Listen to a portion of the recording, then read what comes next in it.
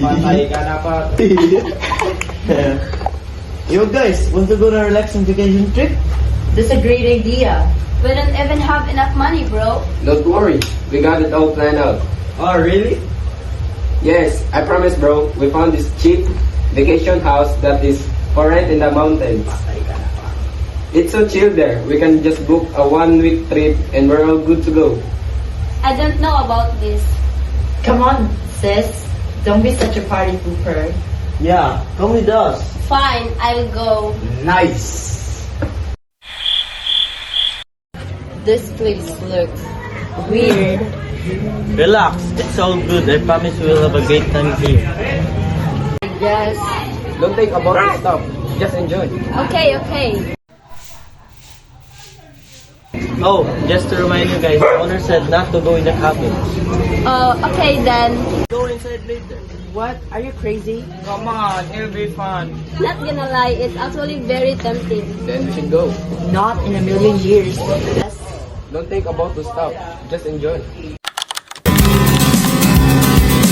People I know, places I go, make me feel tongue-tied. Like you see how people look down, they're on the inside. Here's where the story ends. It's late now. We should go back to sleep. Come on, bro. Let's play a little more. We have to go to the cabin as well, bro. Yeah.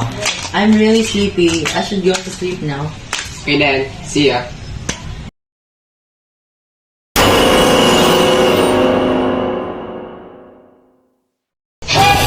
You okay? You seem scared. Yeah, no, I'm fine. I got in the cabin. Turns out nothing was there. You want to go to sleep? Sure.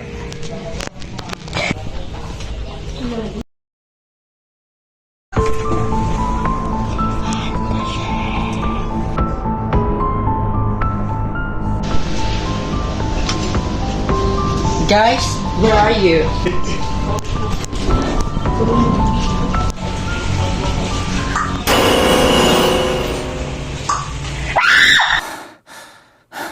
Are you okay? Where's my sister? That's the thing, we don't know where she went.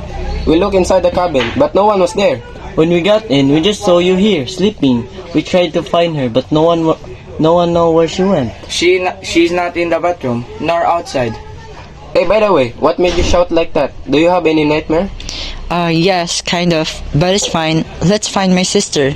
It's too late. We should just wait for her. She probably just had to get some food down the mountain. Yeah, let's just all sleep. But No buts, let's sleep.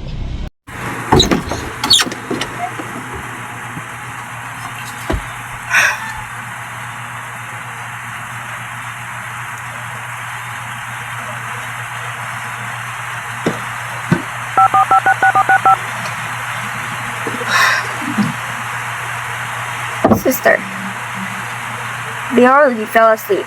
What do we do with the girl? Her go. If she promises not to reveal what she saw in the cabin. What if you say to someone that they will let her go?